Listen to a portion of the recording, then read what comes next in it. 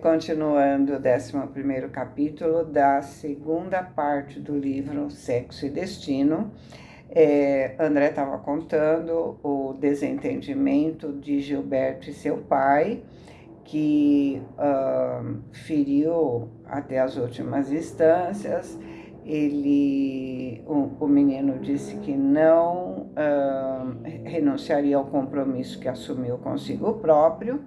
E aí o pai, possesso, entregou-se às vias de fato, esmurrando o seu rosto. Gilberto rosnou nos calcanhares e tombou no piso para reerguer-se e cair de novo sobre pancadaria grossa, até que Nemésio, parecendo fera solta, infligiu tremendo chute, vociferando: "Rua, miserável! Rua! Rua! Suma daqui! Não me apareça mais!" Acompanhamos o menino atônico, que alcançou a via pública tentando estancar com um lenço um filete de sangue que escorria em um dos cantos da boca. Daí a 40 minutos, o ônibus nos despejava no Flamengo. Então, André e Moreira acompanharam o Gilberto até a casa do Cláudio. Os Nogueiras terminavam o almoço e, antes de rumar para o banco, Cláudio recolheu junto à filha o relatório doloroso. O trio machucado entendia perfeitamente a gravidade da situação. Nogueira, porém, ofereceu-se para ajudar. Diligenciaria obter para Gilberto um emprego no estabelecimento de crédito em que trabalhava. Considerava o dirigente por amigo. Solicitaria os bons ofícios, que o rapaz esquecesse os agravos e aceitasse em Nemésio um enfermo da alma. Gilberto rememorou os segredos de Dona Márcia, condoeu-se do interlocutor e entrou em lágrimas.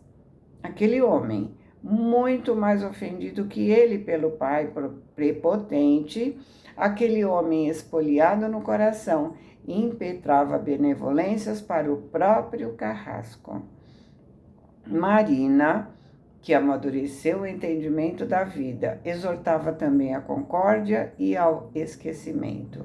E tanto se adestrava em renovação que, após o curativo nos lábios de Gilberto, sugeriu ao pai que conduzisse o rapaz sem demora ao gerente.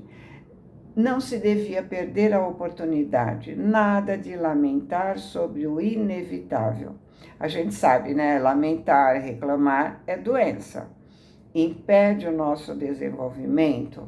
Então é melhor perdoar e continuar a vida.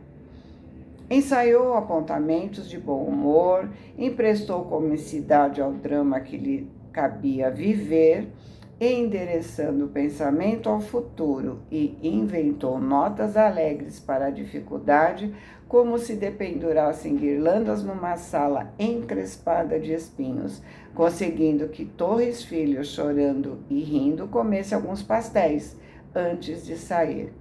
O diretor de Nogueira acolheu o candidato com simpatia. No entanto, não relacionava meios para colocá-lo em regime de urgência. Aguardasse o mês. Não se admitiam aspirantes ao serviço sem prova de habilitação, previamente ordenadas, mas prometia entender-se com os chefes. Acreditava na possibilidade de aproveitar sua ajuda em caráter de interinidade. Gilberto agradeceu. A sós com o protetor, referiu-se com humildade ao problema de moradia. Afinal, sabia-se expulso da casa a pontapés. Cláudio o tranquilizou. Certo, não calhava por enquanto a presença dele no lar do Flamengo, embora julgasse a medida irrepreensível. Porém, competia-lhe imunizar Nemésio contra qualquer novo ataque de fúria. Conhecia a pensão de estudantes corretos e pediu-lhe para que não recusasse suas garantias. Entre moços respeitáveis, esperaria a convocação. Depois, resgataria os pequenos débitos que viesse a contrair. que não se envergonhasse, acariciou a cabeça do jovem e salientou que se achavam na condição de pai e filho e que, em razão disso, o dinheiro entre ambos deveria ser gasto em condomínio. O rapaz, apesar de constrangido, aceitou. Daí a algumas horas, ciente de que o pai se ocupava em serviço, contratou um caminhão e colheu da residência os pertences que julgou indispensáveis, sossegando a dedicada governanta com a informação de que se ausentava para trabalhar durante algum tempo com o pai de Marina, a fim de tentar a sorte. O comunicado surtiu efeitos imediatos, dispensando possível assistência ao ânimo inquieto de Nogueira. Vimos no dia seguinte, quando Nemésio entrou no banco, às 14h, a esbaforir-se. Enraivado, no centro de vasto grupo de espíritos galhofeiros, solicitou a presença de Nogueira em recinto particular. Então, como sabemos, ninguém está sozinho. Cada um está com seus afins. Um funcionário acenou para o companheiro de Cláudio, viu, mas, pressentindo que seria intimado a rigoroso testemunho de tolerância, preferiu atender no vestíbulo junto ao público. O visitante começou dizendo que exigia contas do filho, acentuando que não lhe permitiria influenciá-lo. Cláudio mobilizou todas as reservas de humildade e rogou licença para informar que o moço apenas o tratava por amigo, sem, no entanto, abdicar do livre-arbítrio, que não se via autorizado a responder por ele, mas o genro de Neves interceptou sua palavra e rugiu: "Cale-se, besta, João Ninguém, paspalhão, tome lá seu espírita de meia tigela." O punho do negociante batia no rosto de Cláudio, arremessando-lhe pescoções violentos, enquanto a vítima procurava defender-se em vão, escondendo a cabeça entre as mãos. A agressão foi rápida. Antes que os circunstantes se referissem ao choque, o bancário jazia no pavimento e somente a cooperação de intercessores anônimos impediu que o esmurrador aselvajado pisasse no seu corpo em decúbito. Contido à força, berrava insultos, assessorado por espíritos infelizes. Os afins estão sempre juntos, os afins sempre se auxiliam. O injuriado ergueu-se, disposto a revidar, irado, contundido. As dores acumuladas ferviam no peito. Tomaria desforra. O comerciante audacioso reconhecia o desagravo, iria massacrá-lo naquele mesmo instante como se achata um verme. Mas, no átino de levantar a mão para medir punhos com o adversário, sentiu o reflexo de Marita. Aquela mão pequenina e fria que se levou da morte a fim de abençoá-lo estava na dele. A menina atropelada surgiu na sua memória como a perguntar-lhe pelos votos de melhoria. Lhe prometeu renovar-se, ser outro homem. Impossível quebrar o compromisso. Recordou-a decente, o corpo recoberto de escaras dolorosas. Não tinha sido ele o culpado? Não foi a providência divina suficientemente compassiva, deixando que a falta de que se acusava passasse despercebida à frente dos homens? Acaso não recebeu o perdão da filha que amava? Que diria ela do além, se também não perdoasse ao carrasco que seduziu sua primogênita e lhe furtou a mulher? Abraçou princípios que lhe preceituavam clareza de raciocínio, a fim de que aprendesse a conjugar bondade e discernimento, justiça e caridade. Cabia-lhe ver nos inimigos gratuitos, enfermos exigindo socorro e benevolência. De que modo condenar alguém naquilo em que se inculpava? Por acaso não trazia o espírito endividado em meio de falhas e tentações? Afrouxou o braço antes reteso e, escutando os sarcasmos de Nemésio, que se retirava truculento, Constrangido por pessoas que clamavam em alta voz pela intervenção do serviço de vigilância da polícia, o marido de Dona Márcia, encostado à parede, sob os olhares de simpatia de todo o auditório, não se acanhava de liberar o pranto amargo e espesso a pingar do seu queixo escanhoado. O gerente assomou a cena, quando o autor das bofetadas ganhava o meio-fio, e indagou pela causa do tumulto. O funcionário emocionado apontou para o colega ofendido, falou no espancamento e acrescentou: de certo, não reagiu porque hoje ele é religioso, é espírita. O chefe se comoveu, desejando desfazer o clima geral de indignação. Inquiriu à porta: quem é esse brutamontes de jaula? Velhinha, que esperava atendimento de caderneta à mão, informou: conheço, é Nemésio Torres, proprietário de lotes e mais lotes. Vamos lembrar que lá na década de 50, né, o atendimento bancário era através de caderneta. Por isso que ele fala de caderneta, né? Tubarão, comentou o recém-chegado com inflexão de menosprezo.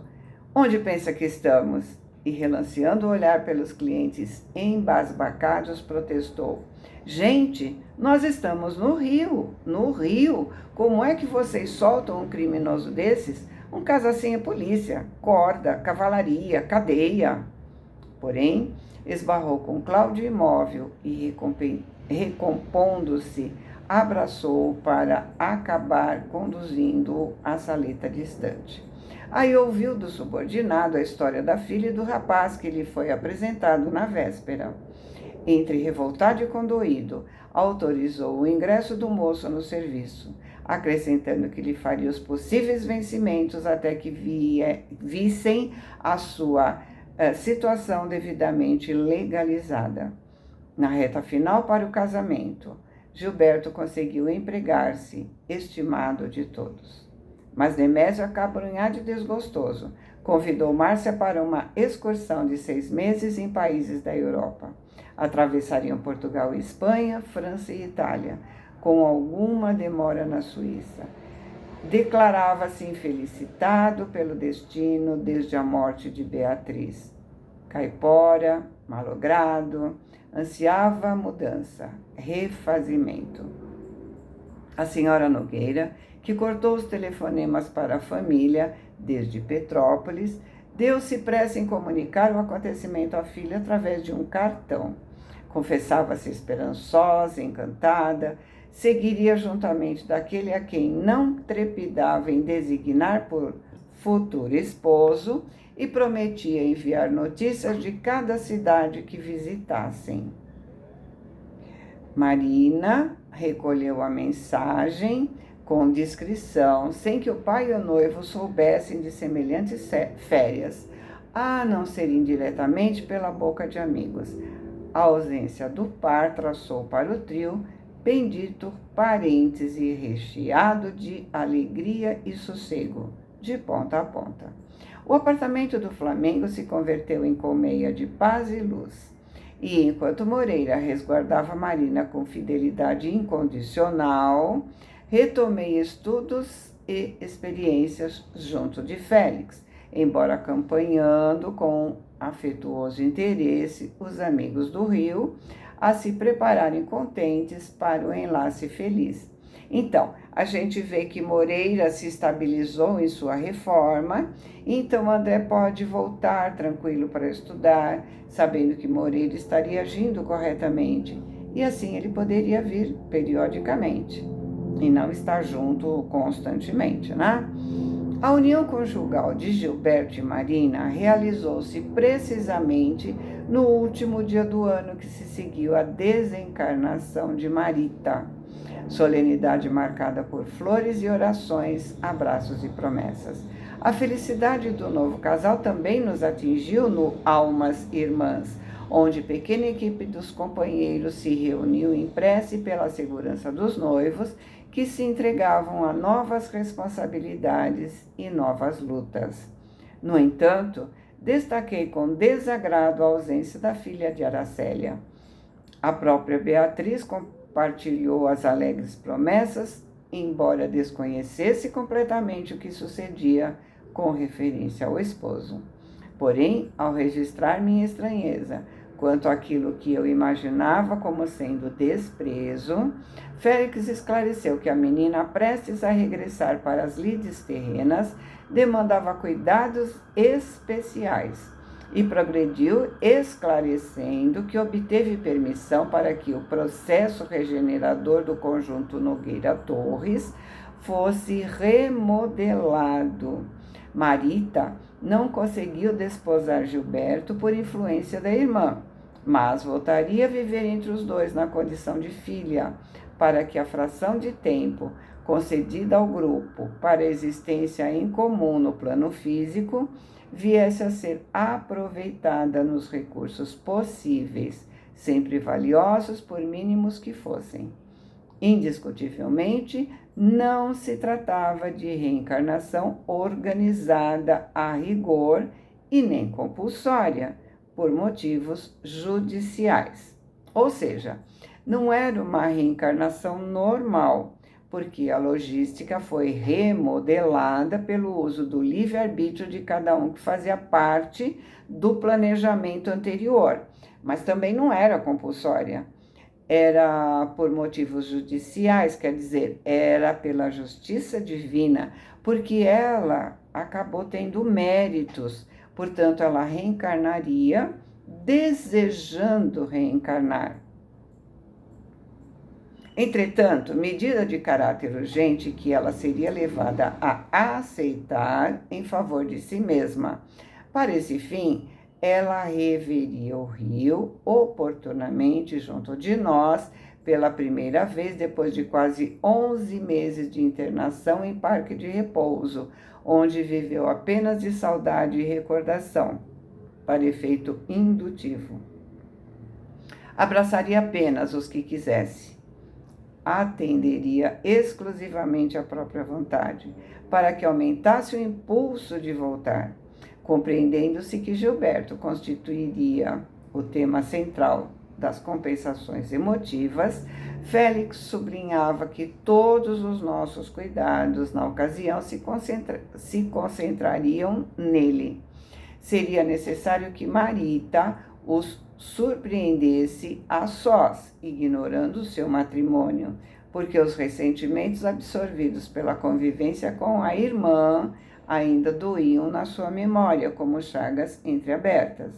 E entendendo-se que ambas se reencontrariam mais tarde, por mãe e filha, em conflito vibratório, visando ao expurgo dos erros e aversões recíprocas que carregavam de passado remoto, era de todo indispensável que a reencarnante dormisse para o renascimento físico, sob a impressão de euforia perfeita. Então, para o reencarne seria interessante que ela dormisse. Então, primeiro ela deveria querer voltar. Para isso, veria Gilberto sem saber que ele estava casado. E, em seguida, adormeceria para não rejeitar a mãe. O entendimento entre as duas se daria mais tarde, durante a convivência. Nós conhecemos muitos casos de acertos entre mães e filhos, entre pais e filhos. Esse é um exemplo. Aceitando a lógica das explicações, transcorridos dias sobre a conversa, fui avisado quanto à data escolhida para a excursão. No instante combinado, Félix me participou não só o envio de 2 companheiros incumbidos da preparação de ambiente junto ao filho de Beatriz, como também me cientificou de que se valia da oportunidade em andamento por sabê-lo em estudos à noite, na intimidade de vários colegas, numa residência da Glória, com vistas a concurso próximo para a efetivação no cargo que exercia no banco. Efetivamente, partimos com Marita, calculando o tempo necessário para encontrá-lo fora de casa, prevendo-se o término das tarefas noturnas para depois da 0 hora, segundo notificações recebidas. Cumpriu seu programa com diminuta diferença de horário. Estimulávamos as alegrias de Marita, que descia conosco sob a Guanabara deslumbrante. De longe, os contrastes de luz entre o Morro do Leme e o Casario da Urca, mais além, a praia de Botafogo. Mais alguns instantes, a Avenida Beira-Mar, diante de nós. Tocando o chão do Flamengo, a moça multiplicava interjeições de alegria, revendo a cidade que guardava com ternura. Parados diante das águas tranquilas, assimilando energias nutrientes da natureza, fomos inteirados pelos batedores amigos de que Gilberto desceu de carro particular em esquina adjacente. Sem demora, conduzimos a jovem ao ponto indicado e, ao identificá-lo, embriagada de alegria, chamou ansiosa: Gilberto! Gilberto! O interpelado não registrou sua voz com os tímpanos carnais, no entanto, assinalou sua presença em forma de lembrança. Recordou de imediato aquela que ainda supunha como sendo pupila de Cláudio e tomou direção oposta à que seguiria, parando além a fim de refletir e contemplar a baía prateada de lua. Sim, ali, naquelas areias, jurou-lhe amor eterno, planejou o futuro. Meu Deus, pensou, como a vida mudou. Enlaçado pela jovem desencarnada, arrancava sua imagem do pensamento, enxugando os olhos. Félix, apartando-a brandamente, e perguntou o que mais desejava: viver com ele e para ele. A resposta nos alcançava como um grito de esperança oculto em soluços. O instrutor, que não aguardava outra coisa, dirigiu-se a ela de modo paternal, ponderou a conveniência de tornarmos ao domicílio. Se empenharia por assegurar o seu regresso, que se acalmasse, retornaria à convivência e à dedicação de Gilberto. Porém, não aconselhava que aumentasse o entusiasmo, nocivo a ambos, mesmo porque, muito em breve, estariam juntos. A menina obedeceu, mas pousou sobre nós os olhos molhados e indagadores. Percebi no seu espírito os reflexos de Márcia e Marina, mas afastou a figura do seu pensamento e perguntou se lhe era permitido rever Cláudio, acentuando que o pai foi seu derradeiro amigo nas angústias do adeus. O orientador consentiu contente.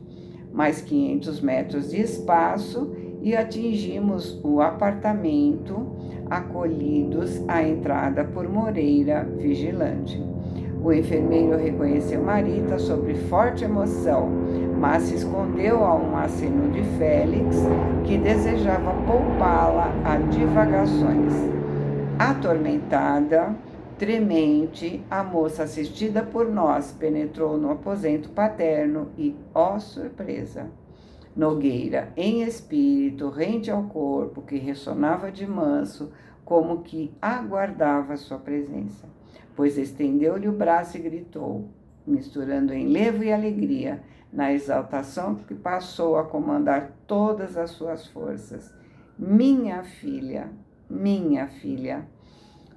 A jovem lembrou os quadros que imaginou no hospital, o suplício das horas lentas, as preces que amenizavam suas amarguras, a invariável devoção daquele pai que se redimiu no conceito à custa de sofrimento, e ajoelhou-se diante dele, procurando o seu colo, como quando em criança. Cláudio, perplexo, não nos via. Concentrava-se totalmente na visão a exercer sobre ele inigualável fascínio. Afagou a mão hesitante, naqueles cabelos desajeitados que tantas vezes alisou na instituição dos acidentados e relembrou Marita nas atitudes da infância quando vinha da escola e indagou: filha do meu coração, por que chora? A recém-chegada endereçou-lhe um gesto súplice e rogou: papai, não se aflija, estou feliz, mas quero Gilberto. Quero voltar para a terra. Quero viver no rio com o senhor outra vez. Patenteando carinho imáculo, Nogueira conservou-a sobre as mãos que tremiam de alegria e, levantando o olhar para o teto com a ânsia de quem se propunha a romper um monte de alvenaria para dirigir-se a Jesus, diante do firmamento, clamou em lágrimas: Senhor, essa é a filha querida que me ensinaste a amar com pureza. Ela quer retornar ao mundo para junto de nós. Mestre, dá-lhe com tua infinita bondade uma nova existência, um corpo novo. Senhor, tu sabes que ela perdeu os sonhos de criança por minha causa. Se é possível, amado Jesus, permite agora que eu lhe dê minha vida. Senhor, deixa que eu ofereça a minha filha, a filha de minha alma, tudo o que eu tenho. Oh, Jesus, Jesus. Félix considerou que a emotividade excessiva poderia batê-lo e recolheu Marita nos braços, recomendando que me atrasasse no sentido de auxiliá-lo a reaver o envoltório físico abatido. O instrutor se retirou carregando a menina paternalmente, ao passo que Moreira e eu investíamos Cláudio sob a máquina orgânica em movimento de impulsão. Depois de passe reconfortante, Nogueira acordou em choro convulsivo, guardando na memória todos os detalhes da ocorrência. Daí a instantes, ouvimos passos na sala. Gilberto entrava de leve. O sogro tentou aprumar-se e chamá-lo para narrar o acontecido. Entretanto, assimilou nossa advertência ao silêncio, para colaborar com o futuro. Sim, concordou, como se estivesse conversando consigo mesmo. A verdade da vida não deve brilhar para a maioria dos homens, senão por intermédio de sonhos vagos, para não confundir o seu raciocínio nascituro. Assim como o universo de Deus não pode fugir às criaturas da terra, senão em forma de estrelas semelhantes a pingos de luz nas trevas, de modo a não arrasar a sua pequenez. Entretanto, a certeza de que Marita retornaria ao mundo reencarnada iluminava o seu pensamento e aquecia o seu coração. E assim André termina o capítulo e nós ficamos ansiosos para saber o próximo, né? Boa semana, fiquem com Deus, amo vocês.